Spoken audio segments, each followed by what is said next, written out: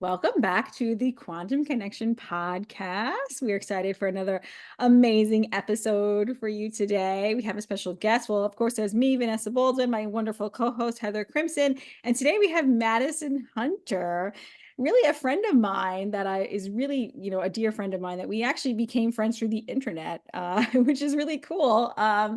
That's the one, there are a lot of really good things about the internet, right? It brings us our podcast, shares information with you. I get to meet amazing people like Madison Hunter.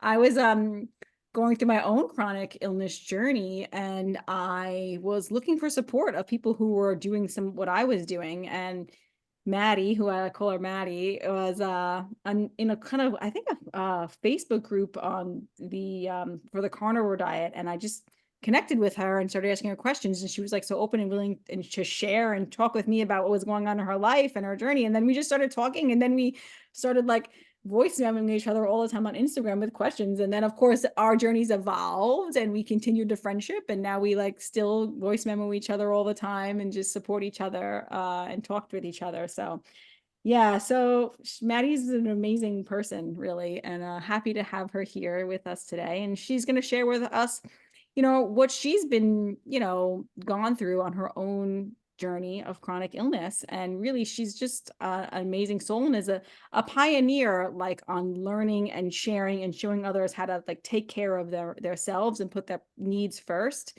which I think is amazing. So we're so happy to have you today, Yeah, Maddie. welcome, Maddie. Yeah, thank you so much for having me. I'm excited to be here. Yeah, awesome. So let's start, Maddie, with some like just tell us about your health struggles, like whatever you feel comfortable telling us about, like what's going on. Yeah, I mean, as most of this goes, it is a long story and a long road, so I'm gonna try and keep it concise. But I'm currently 23 years old, and I would say when I was 15 is when I really started to show symptoms of having chronic illness issues. Um, Although I can remember all the way back to my early childhood, as long as I can remember, I can now pinpoint things that were very different about me, that were kind of warning signs to where I was headed. But when I was 15, I got a diagnosis of gastroparesis, and so my stomach was basically emptying at 10% the rate of a healthy functioning stomach. And so like that's where it all started. Like I rapidly lost like 30 pounds, and I was like sick after eating every meal. I stopped going to school. I stopped being able to play sports. I was a club soccer player for like ever since probably I was 7 or 8.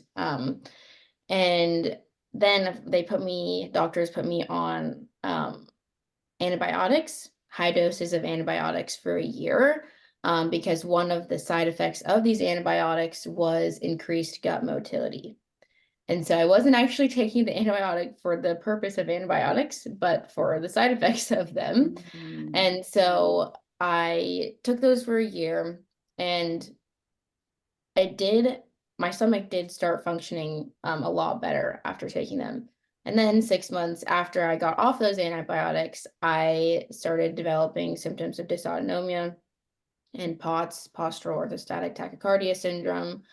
And then, probably a year-ish after that, like came mast cell activation syndrome. And then now, like, I definitely have like signs of Ehlers-Danlos syndrome as well. I would say it's not something that's too much of a struggle for me on a daily basis. But it kind of was just like a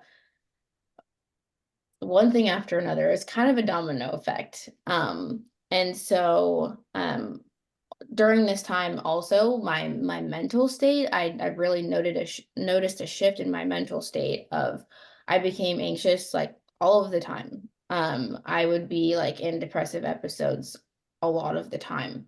I also deal with OCD a lot, which is like something that has been a really big challenge for me because I haven't really been able to find other people that have these similar illnesses that have this OCD. And so that's kind of like that's been a piece for me that I've become really curious about. because it definitely feels related to like everything else that I'm going through. And it's only really gotten to a more debilitating point in the last probably like year or so. Mm. So yeah, that's kind of me. Like where I'm at right now with all of this is I mean, I guess explaining how I function on a daily basis might be helpful. Like I am able to drive, I do exercise, I do attend a master's program. So I'm a full-time student in person. I do work. I work from home most of the time, but I do go to the office once a week as well. And so, yeah, I am able to live my life a lot more than I have been in the past. But these things are still a struggle on a daily basis. Yeah. What Thanks a so much. journey. It's so much, compressed into not very many years, right? Of Yeah. this deep struggle. And I appreciate you making that connection, between your mental state and then the physical symptoms. That's one of the things, Maddie, that I like to look at as far as, moving, pivoting from the field of mental health as a psychotherapist into the world of coaching, and how Yeah. much our energy management system, right, the state of our whole body's ability to function and repair itself affects our mind and our mental state. It's huge. And I think we really don't see how profound that connection is. So I just want to say, like, how, I mean, I have so much admiration for you and respect for you being committed to yourself and your recovery and trying out. I know you're going to talk about the different things you've tried out, Mhm. but it's pretty profound. And before the show, Maddie and I were talking, and just for our audience, that she's in Washington State. I'm from Washington State, and like how dark it is there now. And I think that when you're dealing with mitochondrial issues or these kind of issues, there's an extra layer of not difficulty, but context that has to be addressed of where you're at on the planet.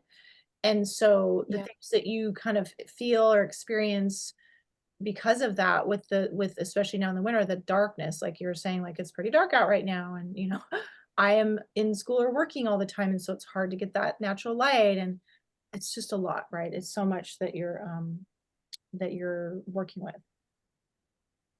Yeah, definitely. I appreciate your kind words. Yeah, and it is a lot. I mean, I like if I turn off this light right here, like this is what it is. Like my window's open, right? Like this Oh, is what I'm dealing with right now.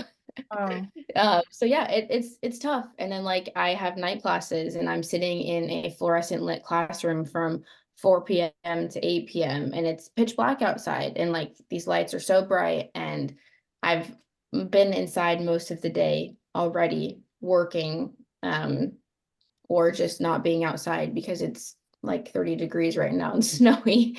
Um, but yeah, it is a struggle, but there are absolutely little things that you can do that make a big difference. And one day I do hope to move to a sunnier climate. Don't we all? Me too. Me too. Yeah. So yeah, no, yeah, I just appreciate you so much sharing all of that. You're so brave and so courageous, especially at your age. And I feel like you're so wise beyond your years. Like even Maddie and I talk all the time, and I just always felt that about you. Like I was very energetically drawn to you. And I was like, you would help me with things. Like you're just so good at like, just so much wisdom for your age. And I know that's a lot probably because of what you've been through, and I really commend you on just doing everything you can each and every day, to live your absolute best life. And you're doing an amazing job. I want to tell you that too, because it's commendable. You know what I mean? So I really am super proud of you. So yeah, we want to know like what have you tried along your health journey? Like we know you went to regular medicine and you did, some medicines to see if that would help. But then what have you tried that was, not in the regular allopathic world? What did you try that was like a little bit more unconventional? Yeah, yeah. Thank you for those kind words. I appreciate it. Yeah, so a few things that I've tried. I did probably the initial thing that I tried. I did go gluten-free probably like 5 years ago, and that like I did feel like a legitimate like weight lifted off of my body and off of my system when I removed gluten. Um, and I did feel a lot better. And I was getting like weird rashes, and I was itchy all the time and like all these weird symptoms. And those definitely were relieved a lot by going gluten-free. And then I think when I was 20 or 21, as I tried the carnivore diet, and that's when I met Vanessa on a Facebook group. And I will just talk a little bit about that. I think that the elimination part of the carnivore diet was helpful for me, because I was eating keto before that, like kind of a dirty keto. So I was eating like all these like fake sugars like stevia, erythritol, and like conventional dairy, a lot of like processed keto foods. I was eating meat as well. But then I shifted to carnivore, and I think it really made me realize like, oh, my body feels a lot better without all of these processed foods and like these artificial sweeteners that I was having before. On the other side of that, I really feel like carnivore really messed with my thyroid. I didn't have thyroid problems before. And like some things that I noticed were like I like gained weight like rapidly. And I was underweight, so it wasn't like the worst thing, but then I like got to the point where I was like uncomfortable and I was like, I feel like I've gained too much weight.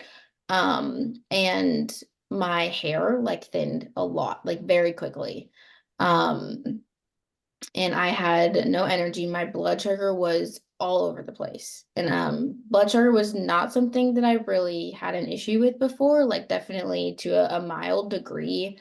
But it was all over the place. And like I was never full, my hunger cues were off. And so I think in the aspect of like elimination, it was helpful.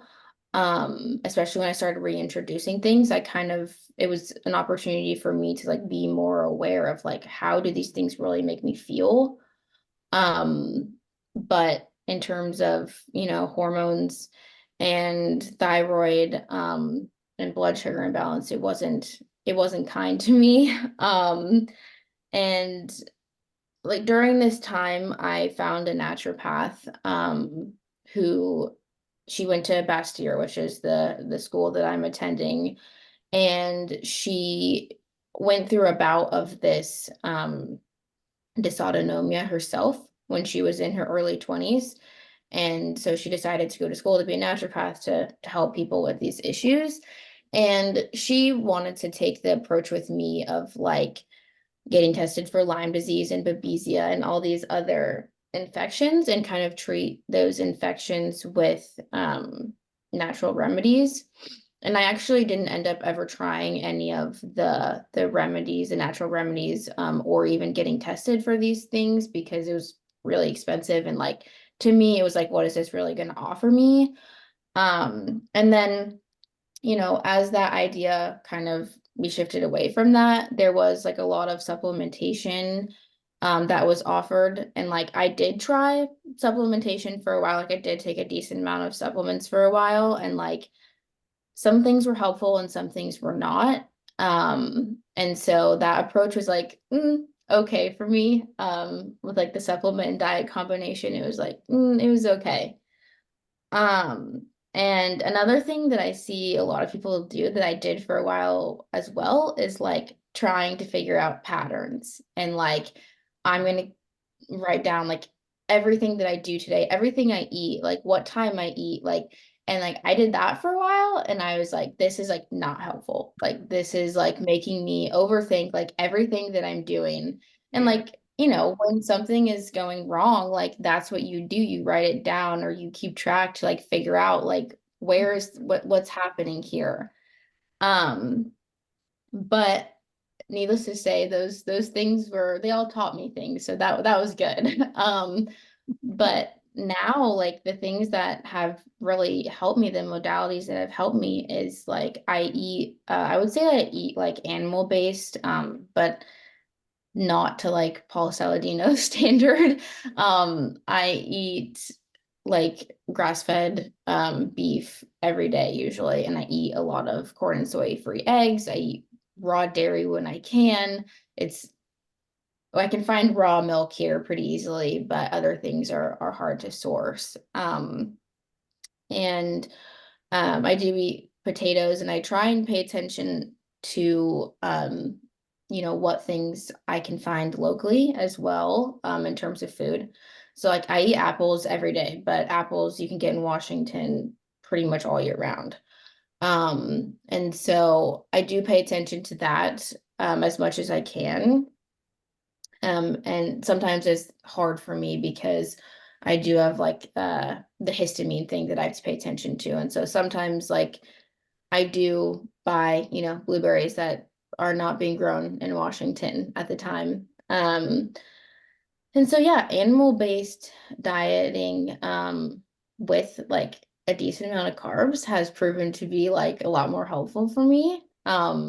And my blood sugar is like a lot better. Like, yes, I do still deal with blood sugar imbalance. But my hair is like grown back a lot. I used to have really, really long hair, and I had to cut it after carnivore and whatnot. And so my hair is like thicker again. It's growing. My skin has cleared up. I like the inflammation in my body. Like I look so different than I did like Mm. 5 months ago, 6 months ago. And I'm like only like 5 pounds less than I used to be. But I just like the inflammation like started to fall off. And at the same time, like Vanessa introduced me really to the circadian biology, and I started walking my dog in the morning, trying to get out at sunlight or at sunrise. And then I do walk my dog during the day as well, usually twice. So like hopefully around lunchtime, then like late afternoon. And then after dinner, the sun has already set here right now. But I do pay attention to that, and I pay attention to like wearing my blue light blockers. My yellow ones like during the day, and then my red ones at night when I'm at school. I have a red light that I use, and I absolutely love my red light. I think that's the first thing that Vanessa influenced me to buy, and it was like great. It was so great. I use it almost every night when I lay in bed. I just use it for the light. And I'll sit in front of it for, 15 minutes sometimes if I really feel like I need it. But it's a great tool. And then I do use like a sauna. I have an infrared sauna. I don't have it here with me at school, but I do have one back at home. But I use a sauna blanket right now because I have found that if I use the sauna a few times a week, I feel like drastically better. I feel like less inflamed, like my digestion is better. Because my circulation is poor. So when I do the heating of the body temperature, especially in the winter here when it's so cold, I do notice a good benefit from that.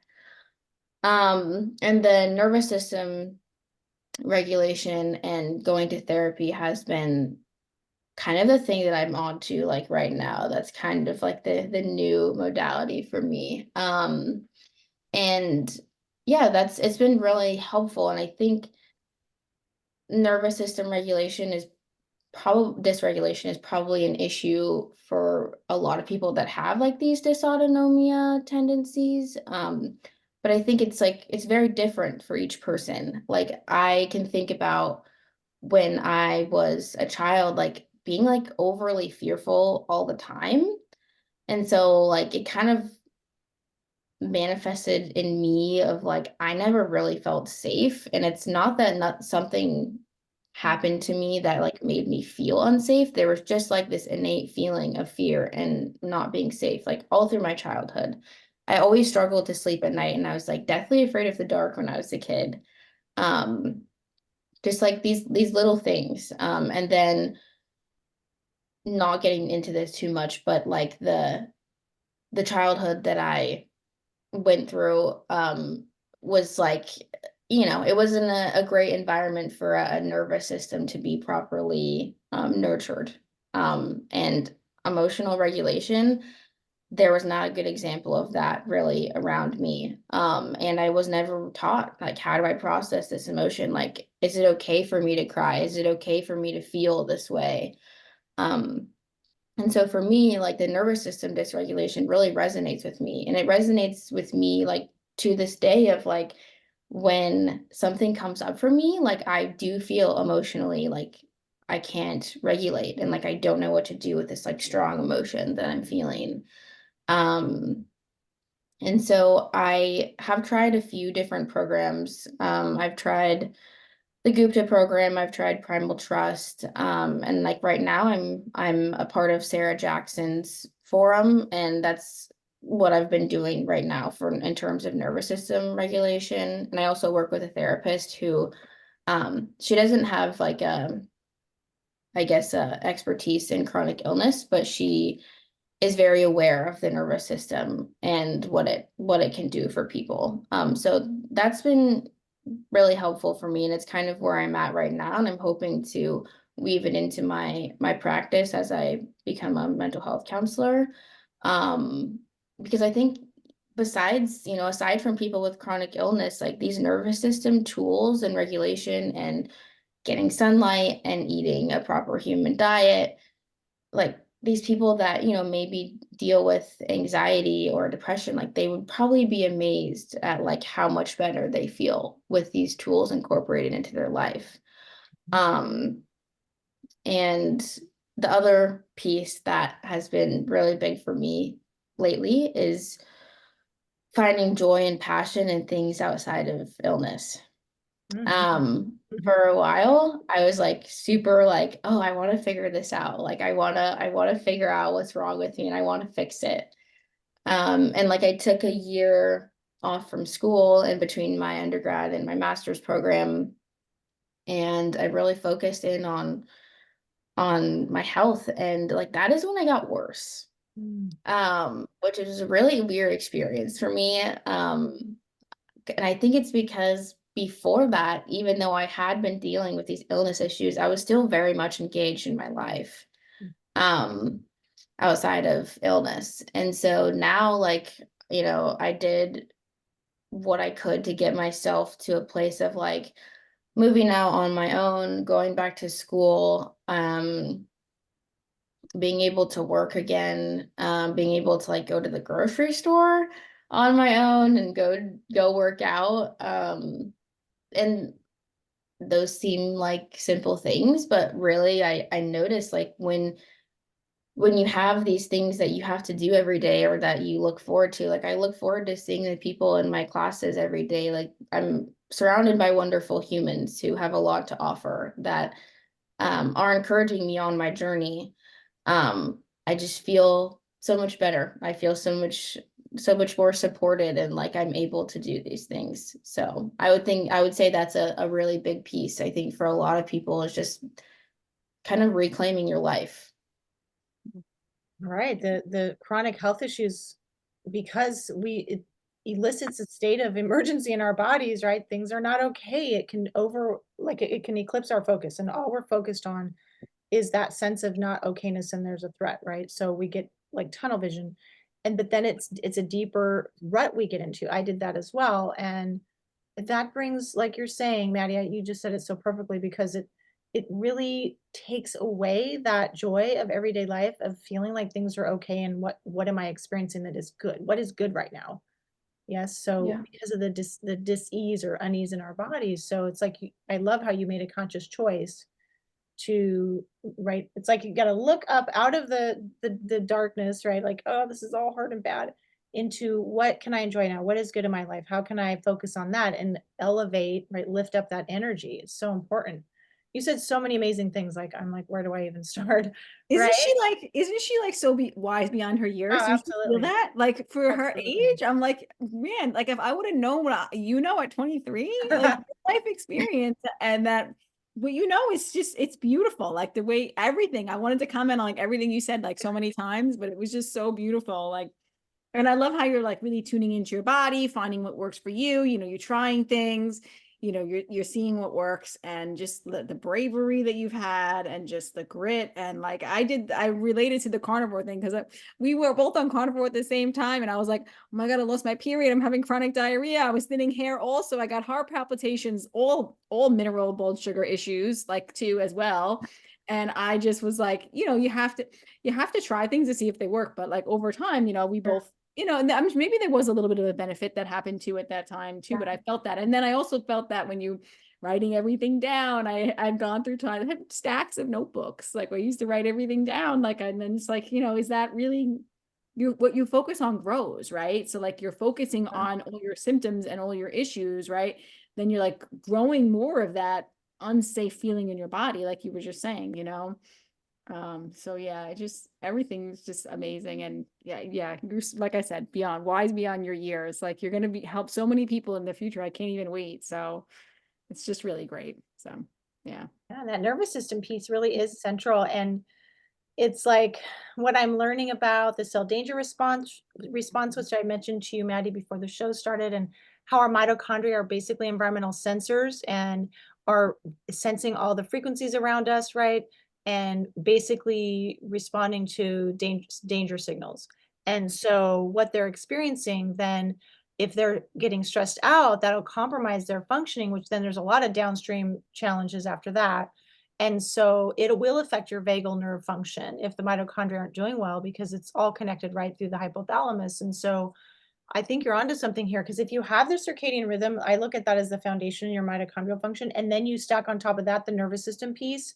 That's like gold. You got to do both, but I really think you have to do the circadian piece first and get your circadian rhythm optimized. Try to make sure that you're not getting overexposed to non-native EMFs, and you're hydrating yourself, and you're getting enough red and infrared light like you're doing, especially in where you're at in Washington, where it's so dark a lot, like the sauna and then the red light therapy machine, the photobiomodulation is like, that's not even an option. Like you have to do it, right? So that your Yeah. mitochondria are getting that, those inputs, those signals, in order to help your exclusion zone water, and in order to help you with getting the energy that you need for your mitochondria to function optimally. So you're doing like so many amazing things. So many things. She's Yeah. getting outside at sunrise. She's walking her dog, getting outside in the light. She's got the red light. She's got the sauna. She's eating a really great diet. She's trying to big local. Like, I mean, like not many 23-year-olds are going to be looking at does this grow in my environment? Is this local? I know she picks really good food quality, you know what I mean? Like just really doing a lot of amazing things. And I know she hydrates and does all the things too. And she's doing the blue light blockers. And you know what? She's got to control what she can control also, because I'm really proud of you too, Maddie. I wanted to mention this, like about, getting out on your own, getting your own apartment. This was huge, like such a huge thing that you did. Like that's really big, and just doing all of those things. And like, I think you're still living with other people, right? Like, so you can only control what you can control in your environment and do the best that you can, and, I know you do all the right things to try and really like mitigate as much as you can. So like you're doing amazing. So yeah, so proud. Mhm. Yeah, thank you. Yeah, I think like a big part of it is like you have to do what you can and like leave the rest. Like that is what I have to remind myself is like, you know, I'm surrounded by people in a world that doesn't think the way that I do. And so like, yeah, I'm doing what I can, and like the rest of it, I gotta leave, and I gotta like try and not worry about, oh my gosh, like how big of an impact is going to class every day really having on me? Like, sitting under these lights and like staring at a screen, and like, my mind is active for 4 hours at nighttime while I'm learning and taking notes and doing all these things. And it's like, yeah, I would love to be like hanging out and like just relaxing during this time and winding down, but that's not where I'm at. And I think that if we, like Heather was talking about, like creating this foundation for yourself is huge. Your body is resilient even in times where it's dealing with chronic illness like I am, like it's still resilient. And so I think it's an important reminder. Yeah, that's huge. That's And I huge. wanted to, sorry, Vanessa, but the Ehlers-Danlos, I've had a couple of clients in the past in therapy who had pretty significant Ehlers-Danlos, and I can't remember if I asked our trainer, homeopathy trainer Heather, about it, Mhm. whether or not, like, how much you can impact that. And now sounds like you just have like beginning, just a touch of that. But I think that I don't know. I haven't studied it. I'm not Doug Wallace. Like I'm not a doctor, but seems like it's epigenetic when you think about the wheat issue and then the glyphosate that's in the wheat. So I'm so glad you stopped eating that, because it melts your connective tissue, the glyphosate, the Yes. Roundup, and that's going to create Ehlers-Danlos like symptoms, right? So everything that you're doing to support your mitochondrial health, and then your exclusion zone water, and then the fascia, I think you could probably reverse that. And then I think, honestly, Maddie, when you get into a lower latitude, and I know people poo-poo Jack Cruz's thing like, oh, not everyone can move, and that's not necessarily the answer. Well, I think for some people it actually is, because sunlight Yeah. is medicine. Sunlight is a healing. That's what the heliotherapy is that they used to use to heal people from these gnarly, diseases. So I believe, and I want to hopefully, you keep in touch with you, because I believe that when you finally get to a sunnier locale, that you're going to feel a hell of a lot better from Yeah. that kind of thing, the Yeah. Ehlers-Danlos. Yeah, probably. But at the same time, too, it's also like, don't stress about it, right? To control what you can control, like live where you're living now, do your thing, keep supporting your body, like in all the amazing ways you can. And then that's like a goal for the future. Like, and I agree, like not everybody can do that. Like, I wish I could move to a sunnier climate. And I think it would really help. I know it helps me. I feel better in the summer. But at the same time, I had a family and a kids and I can't do that right now, but maybe in 10 years I will, so like it's a goal. Like some people will say to me, like, cause we've got Ethernet, right? To remove, the Wi-Fi in our home. And some people will say, oh man, I wish I could do that now. I'm like, well, it's a goal. Like it's something you're going to do in the future. Like you're aware, it. It's something that that can support you later on in life. So I think it's an amazing goal to have. And yeah, that's just how I think you have to look at it, because if we stress about it and be like, oh, I'm never going to get well until I move, or like, I think that's where the negativity comes from Jack Cruz's work a little bit, like, oh, you have to, otherwise you can't. And I don't believe that that's true, because I really think that yeah, sunlight's amazing. I love sunlight. I think it's such a powerful, powerful healing modality. There's always other ways though, too. And you know what I mean? Like just because if you can't move at that moment doesn't mean you can't ever get better. Oh, you're right, Vanessa, and I don't want to skew it that way, but it's like, Yeah. okay, so the melatonin is the other massively important piece. And you're right, Maddie, like being in the bright light all night is difficult. Like, so I would be the weirdo in class, because I actually went to grad school. I worked all day for the county, which was not fun, it was stressful. And then I would go to grad school all night from 6 to 10. And it was so funny because most of the professors are like, how about we just like don't take a break and we can leave at 9? We're all like, oh yeah. Like almost all of it was hilarious, and the rare one that didn't, were like, oh my god.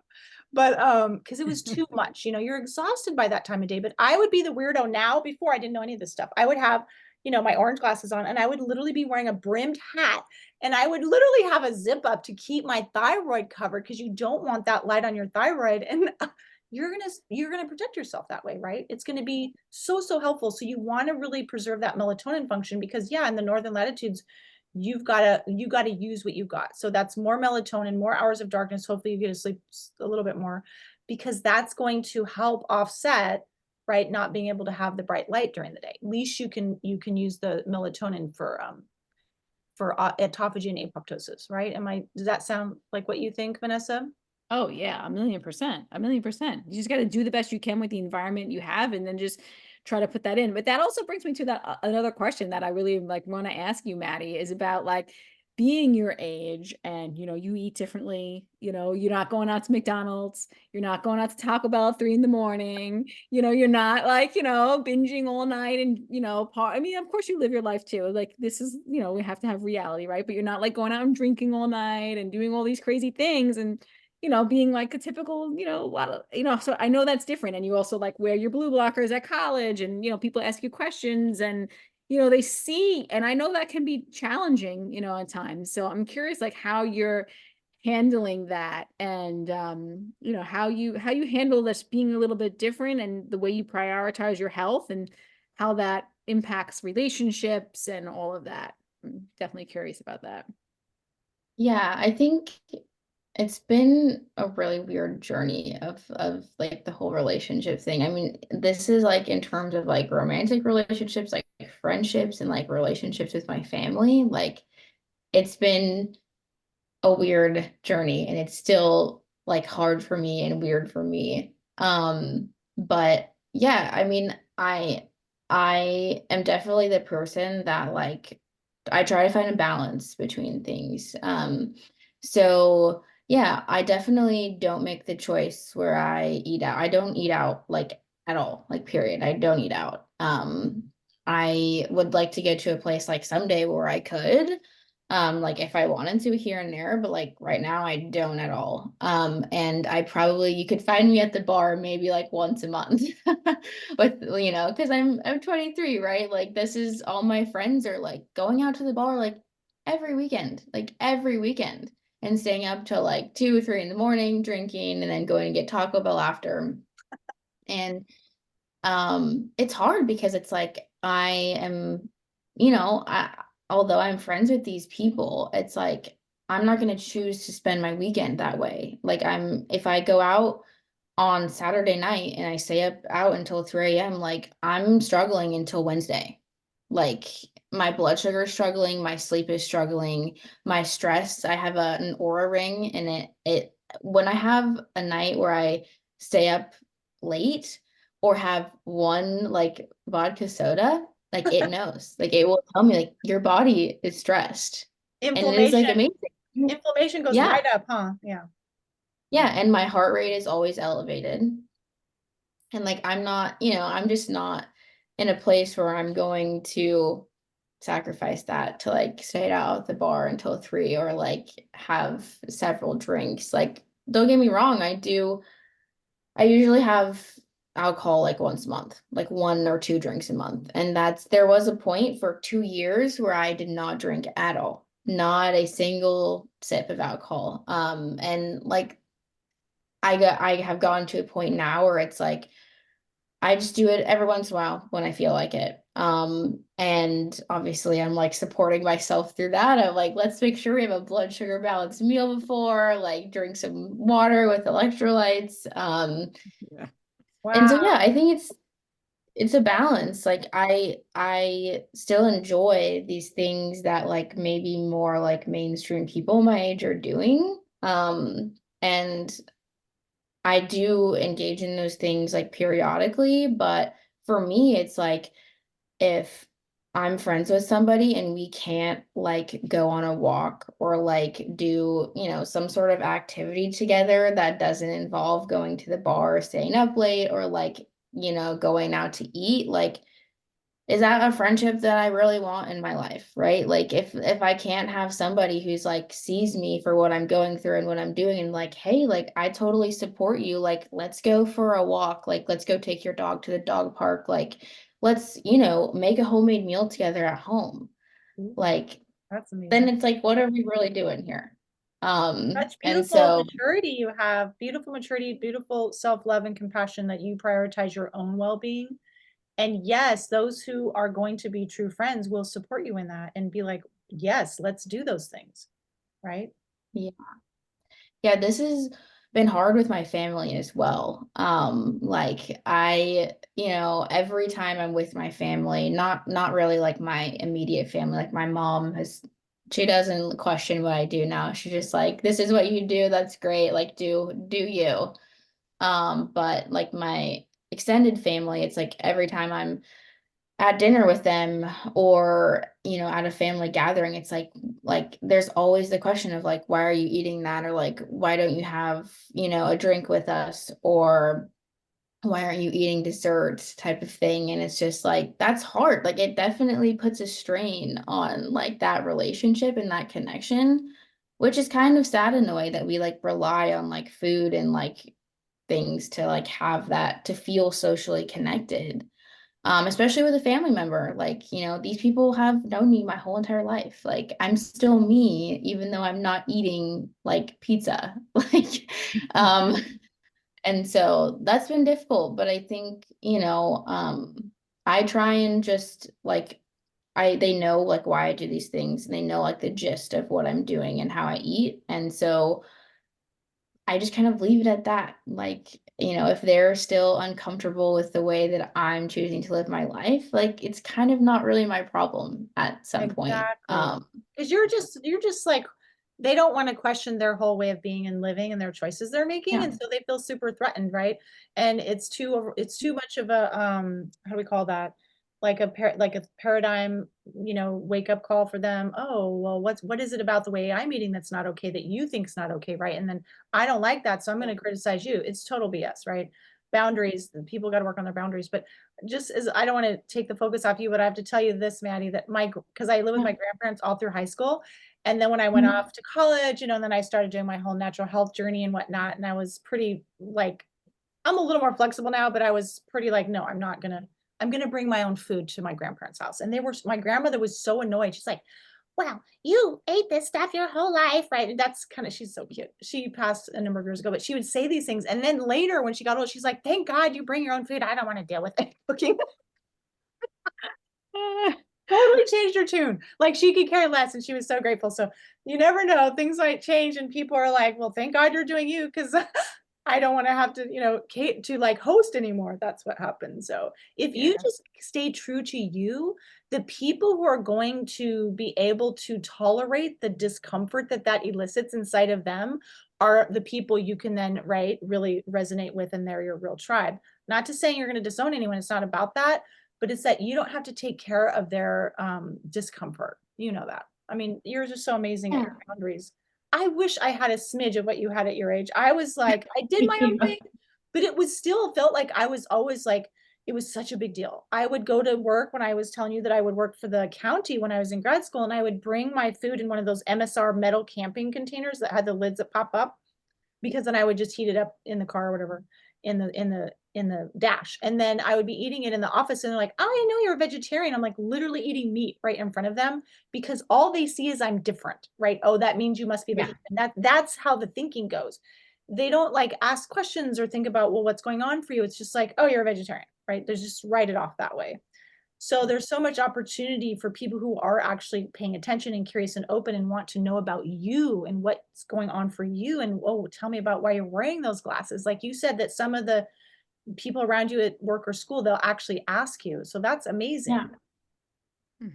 Yeah, definitely. And like there are few people in my cohort that have like become curious about, because I eat dinner and in class every day. Like people see me eat. Like I got my, usually have like my purple potatoes with some peppers and like my steak, or like my chuck roast. Like they see me eat red meat every single day for dinner.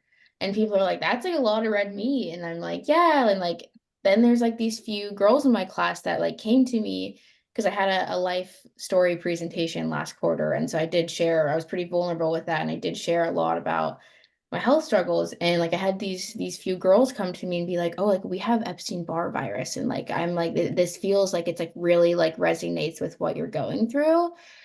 And one of them she has arthritis issues, and she's like a little bit older than me, maybe like 24 or 25. And like one of them has type 1 diabetes that has gotten really, really bad as she's gotten older. And so there's all these questions that came up of like, is this why you eat the way that you do and like do the things that you do? And like, we can relate on that level of like, they're like curious and they're like, we deal with this weird thing too. And like, we don't want to deal with it anymore. Like we want to support our bodies in the best way we can. And so like, yeah, those are when people come from a place of like curiosity, like I'm like more than happy to like talk to them about it and share. Um, and yeah, it is really hard to deal with people that are like constantly questioning like, why are you doing that, or why are you eating that, or why can't you just eat a piece of pizza? Yeah, but there's so many more young folks who are like those ladies that you mentioned. And I'm telling you, TikTok is waiting for you. You could be no, really though. I mean, I know I sound like I'm always like, hey, this is big opportunity for you, but it's true. There's so much of a dire need for younger generation to hear. I mean, everything you're saying is just amazing and gold. And because their level of health overall is going down because of lifestyle, because of the food quality, because of all these things. And so anyway, just telling you, think about that if you're interested.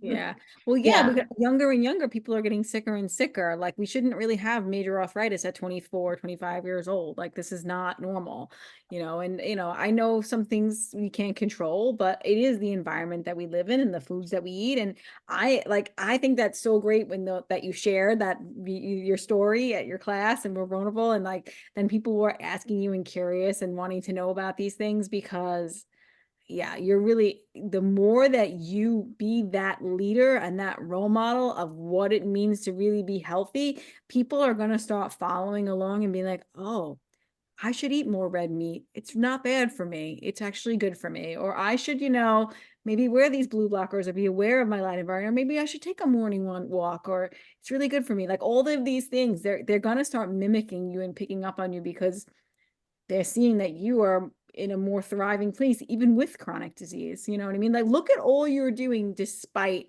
like, I want to just point that out. Like, here you are, you're in a master's program, you're working, you're taking care of yourself, like you have your own place, like you're doing so much. Like, it's just, it's amazing and it's beautiful. And yeah, you're going to help so many. And those people who are not ready to receive that information, that's okay. I say that like that's not my client either. Like Heather and I say that all the time. Like, not everybody's ready to receive it. And it is exactly what Heather said. They're thinking, wait a minute, what am I doing wrong? What is wrong with the way that I'm living? It makes them question themselves and what their choices are. And they don't want to look at themselves that way. They don't want to say, oh, I could be doing better, So I think that is what it brings up in them. And it really has nothing to do with what you're doing and everything to do with them. Like, I just try to remind myself of that because I deal with that sometimes too. And I'm like, yeah, so, but I'm proud of you for sharing that. It's amazing. So yeah, it's really good. Yeah, so you shared a lot of the things that I had on my list to chat with you about already, but I also we talked about, well, I think people can glean this, but let's answer this question anyway. Like, what do you think are the most nourishing foods for us to be eating?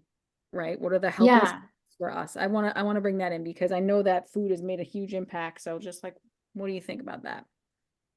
Yeah, I mean, like definitely like red meat is like probably the top of the list for me. And like with that being said, lately I know like a lot of people, especially that promote like this carnivore diet or like animal-based diet are like, like buy what you can afford. And now like I'm kind of on the page of like I don't know that red meat is that great if you're like buying it like conventionally. Like I think that the process that like they're putting like I've heard like people are like washing the meat with like chlorine and stuff. And I'm like, Oh, I haven't heard that. yeah, like now I'm like maybe you like yes, red meat is at the top for me, but like 100% grass-fed and finished red meat from ideally like a local butcher that you have a personal relationship with. Yep. I currently don't have that. I order mine from a place in California, but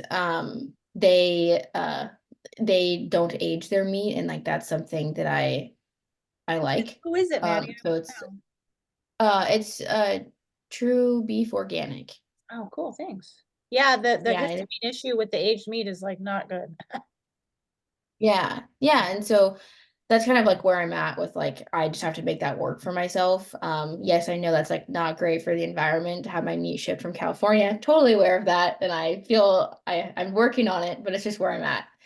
And raw dairy. I drink raw goat's milk pretty often, and it's like goat's milk that's from like, an hour away, which is great. Love it. Um, and I can get it. There's like a little local food drop that you can order, and your food gets dropped there once a week, and you go pick it up. It's really great. Nice. And yeah, so raw dairy.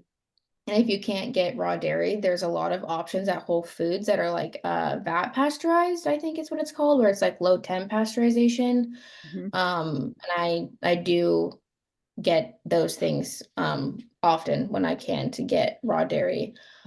And I eat organic fruit. I don't eat vegetables at this time.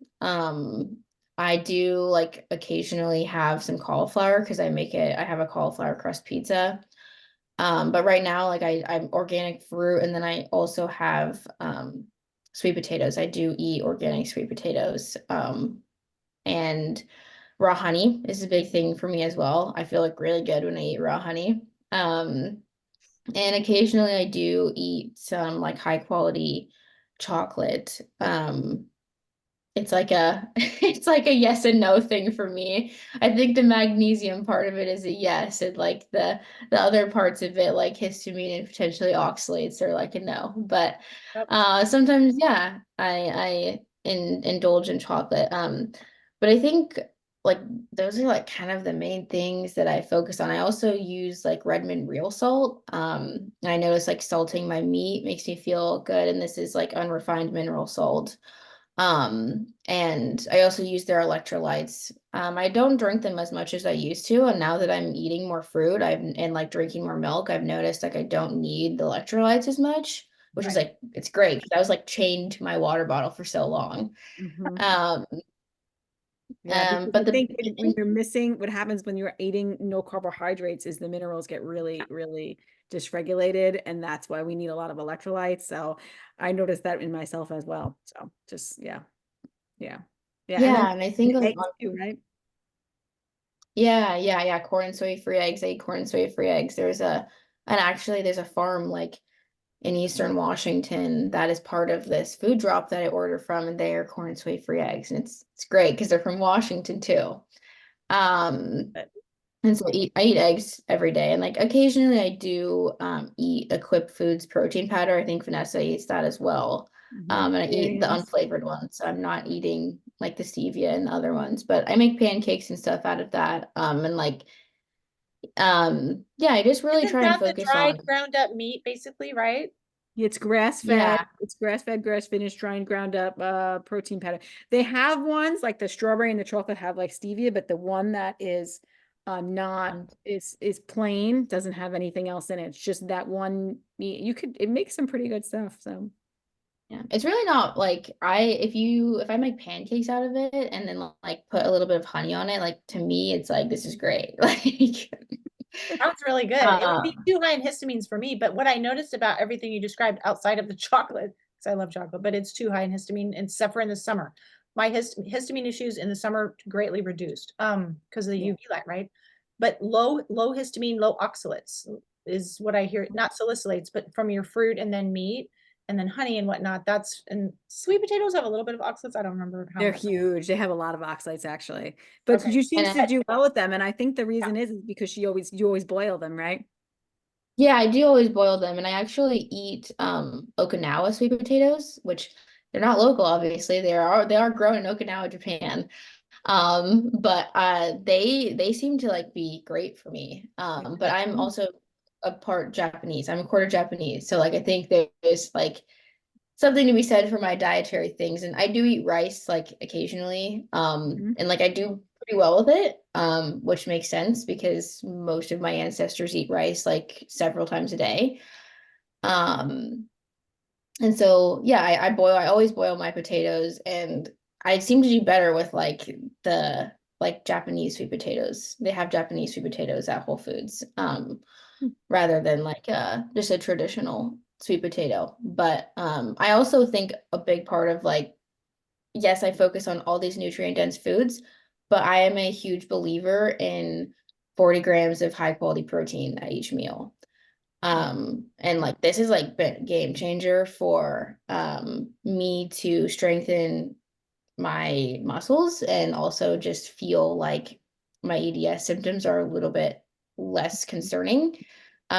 Is like 40 grams of high quality protein at each meal, along with healthy fats and healthy carbohydrates. Like I think the balance of macronutrients is like so important. I'm not on a blood sugar roller coaster all day. Like I feel like I can lift weights and I'm not completely depleted after. Um, that's been a huge thing for me. And I know like there's a big protein debate going on, is protein good for you? Is protein bad for you? And like in my experience, like, just based on how I feel and how it's made me feel, like 40 grams of protein per meal with my fat and my carbs is like the way to go. Yeah, I agree. I need a lot of protein in my diet too, which I feel good. So I definitely agree with that one. So yeah, that's awesome. So yeah, I mean, I feel like we covered so much here, and I just feel like you've given our listeners so much amazing information. And yeah, I mean, you're doing so much. I want to know like a couple more things. Like, what are you more excited to learn about? Your goals, your aspirations for the future? I know you're going to school, but what are your goals? What does the future look like for Maddie? What do you want to learn more about? Yeah, I mean, I I think that like with where I'm at right now is like I really want to learn like what like foundations that can be put in place for people that are most helpful, because I think people get really overwhelmed when they're like starting to go down a journey of like healing. And even if like they're not chronically ill, they're going down a journey of like self-growth or healing, like you get pulled in so many different directions, especially if you're on social media. And so like a big I guess, aspect of naturopathic medicine. And I'm not going to be a naturopathic doctor. I'm going to be a counselor, but I go to a naturopathic medicine school. So a big part of that is like just creating a foundation of health. And so I think like for a lot of people that may look differently, but just learning more about like what that looks like for different people. So like obviously like off the top of my head, like sun exposure and circadian rhythm is like a huge foundation of health. Drinking, filtered water, as I've noticed a huge difference in drinking filtered water. I'm also putting minerals, like mineralizing my water, diet, sleep, and like exercise. Like those are like, pretty great foundations of health. And I think they can take people a lot farther than they would think. And just learning more about those things, and then also like when somebody needs more support in an area, like what that looks like. So like I know homeopathy, I mean homeopathy is something that gets brought up at my school pretty often. So there's interest there, there's interest in naturopathic medicine. And I've been really getting into herbs lately, because we have a great herbal garden at my school, so you're able to buy the herbs that are grown just right outside the classroom. That's cool. And so that's just like learning more about those things that can be supportive in someone's healing. And hopefully I'm down the road, I'm able to open my own practice and help people, that have chronic illness issues and people that don't have chronic illness issues kind of, reclaim their life with like foundations of health, while also looking at like their nervous system and like potential trauma that they've gone through, and like their environment and their culture and their upbringing, and all these things that play a really impactful role in people's health. Such a holistic, everything, including it all. I love it. That's so nice that they have the herbs growing there. You're doing all of that. And that they're talking about Well, homeopathy, that like warms my heart, because like it's nice to see that's coming back, and it's being taught in colleges, still. So that's amazing. And yeah, you are going to be an amazing counselor and an amazing asset to people in the future for their health and their healing. And I can't wait, So you Oh, already yeah. are, even if you Because don't you're even going to look. be able to offer them the whole package, right? So Yes. you can offer yeah, them the nervous system piece, the lifestyle piece, helping them understand why circadian rhythm is so important. And then that will help with the anxiety and depression and all the things that, typically we see in the office that's what I call the epidemic, right? That Mhm. are, plaguing people because of their lifestyle, basically. Um, right. so what I've experienced is people coming in, and then when I start talking about that kind of stuff, that's not what they're expecting to hear. So they're not really open to it. But if you start with that and you lead with that, like I do metabolic counseling or I do lifestyle support to help you with your nervous system, and then they're already like, okay. And then they're much more open and receptive to it. But there's not a lot of therapists, well, not that I survey it all the time, but I haven't seen that as far as in the years I've been doing the psychotherapy, who are able to do that or who even buy into that, right? It's either somatic Yeah, or we're going to do medication, but there needs to be a whole change of paradigm in the mental health field that's understanding the whole body, and that it's not sort of out of your scope, if you will, to address the body's energy management system. So you've got so much gold to offer people, Maddie, so much. I Thank don't know you. what you're going Yeah, to specialize in. What do you want to specialize in therapy? like my theory that I'm wanting, my counseling theory, or like the type of clients that I'm working with. Yeah, what kind of clients you want to work with, or what sort of problems, if you will, do you want to work with, help people with? Yeah, so I really do want to take on like patients or clients that have chronic illness, because when I like started my chronic illness journey, like there's a handful of therapists in Washington that even know what these things are. And I would call them and they're like, yeah, sorry, like my wait list is full for 2 years. I'm not even taking waitlist clients. And so that is like my biggest draw, especially with like this holistic piece of it. Um, and I also have a desire to work with teenage girls. I think that's like it's such a great time. It's a great time and a scary time in life. And a lot of transformative things happened to me in my teen years. And I think, if I could make people more aware of these things, especially in those years, like it could be really, really huge for the outcomes for them later in life. Absolutely. I love it. Yeah, me too. So Oh, great. So great. And I've utilized therapy too throughout my chronic. When you have a chronic illness and you're dealing with chronic pain and chronic symptoms every day, you really need support.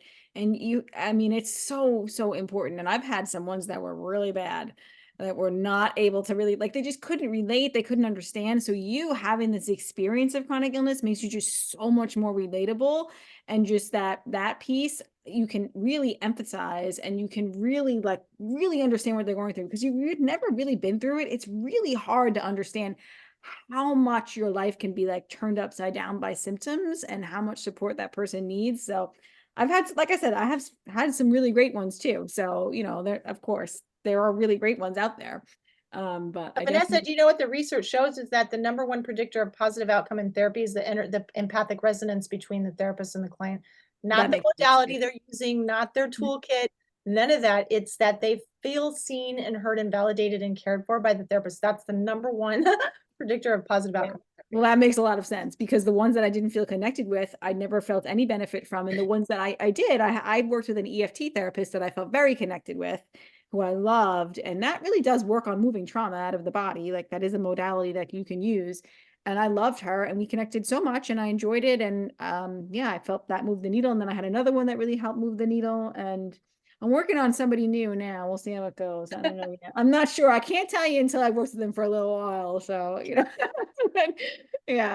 Yeah. I think it's like really, yeah, sorry. I was just gonna say, I think it's really important that it's hard, like with the whole therapy thing of like you're not going to be able to empathize, I guess, with everybody.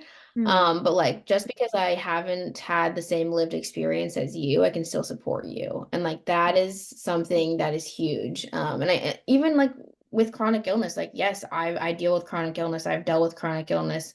When I see a client, I'm not going to have the same lived experience that they have had. And like, that you still can support someone in that way and empathize um without having gone through it. And I think like unfortunately, Vanessa, you've experienced like the other side of that where they're like, yeah, I mean I've experienced that with other people where they're kind of like, are you sure like this is what's happening to you? Because this sounds kind of like out there, or like they're not willing to validate the experience. And Yes. I have a counselor who has never heard of these things before she met me, and like I've seen her for like 6 years and she's great and she's researched these things and like has a decent understanding of what I'm going through, and she shows up for me every time I log on to counseling, and it's great. So hopefully you're able to find someone that even if they don't specialize in these things, they can just still show up for you. Yeah,